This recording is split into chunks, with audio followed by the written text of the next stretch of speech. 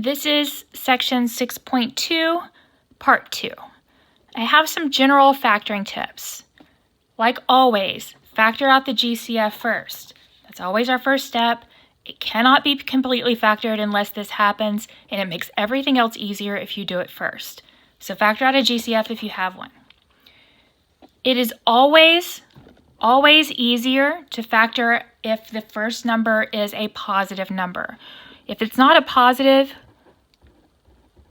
we can factor out a -1 to make this happen.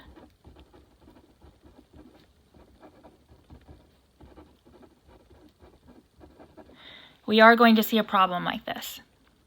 Okay, now there was a typo on the original printout.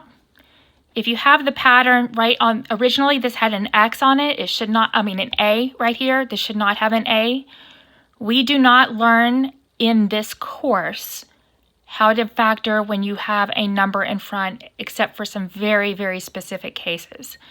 So if we have the pattern x squared plus bx plus c, then we're going to be looking for two numbers that multiply to c. So we're going to be looking for two numbers that multiply to that, and then add to b. Okay. If you look at this problem we did up here, they provided both part of it for us, but they found two numbers that multiply to a -24. That would be a +4 and -6. And -4 plus 6 is -2. Okay. We're going to be working a lot of problems with this. If it doesn't quite make sense to you yet, that's fine. Double check that you really did factor out the GCF in the beginning. Okay. Then you're going to check to see if anything breaks down further. And then this is exactly what I was saying about what it means to be factored. Okay.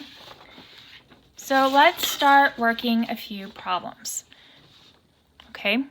On a lot of these, you're going to have to be really, really careful about your signs.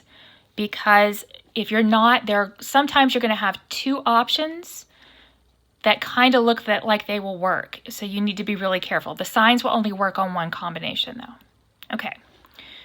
So let's look at this one. I want to factor b squared plus 8b plus 15. What I'm going to be doing, first of all, do I have a GCF? Is there anything that factors out of all of these? This one does not have a variable. This one only has a 1. So there's nothing I can factor out of these two. So there's nothing I can factor out of all of them. Okay. Then, if you're following your factor chart, you've checked that. Do we have 4 terms? No.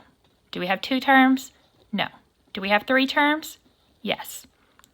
Now, do we have perfect squares on the end? This is going to send us to section 6.5, so we're not there yet. Right now, we're going to be talking about the method in 6.2, which is, of course, that's what section we're in. What you're going to do is you're going to look for two numbers that multiply to 15, +15, and add to +8. Now, on some of these, you're going to see the numbers that work fairly quickly. I'm going to go through the entire process to make sure you understand how to do that for each one, even if it's one that looks pretty easy. What I suggest that you do is you look at the multiplication part first, and you want to ignore the sign if there is one. The sign we'll deal with at the end. You want to list all combinations of numbers that multiply to 15. Okay, the first one would be 1 and 15. 2 does not multiply, does not divide evenly to 15. 3 does, 3 times 5. The next number we would check is 4. 4 does not go into 15. Then the next number we would check is 5, and it's already listed. As soon as you wrap around, you have everything listed. Okay, so these are the only combinations of things that give me 15. Or I could play with the signs and get a -15, or if I wanted to. Okay, now we want them to add to +8. I'm supposed to multiply to a positive. That means I either have a positive times a positive, or I have a negative times a negative. That's the only way I can get a positive number here. Now I want to add to a +8, so this means a positive and a positive is going to add to a positive. Two negatives would add to a negative for sure. So I'm looking for two positive numbers that add to 8. That would be 3 and 5. Now we get to go directly to our answer. Make sure you use the correct variable, b.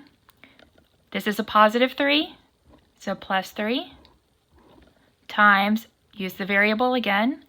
This is a positive 5, so plus 5. Now you can check this like we did on the first page.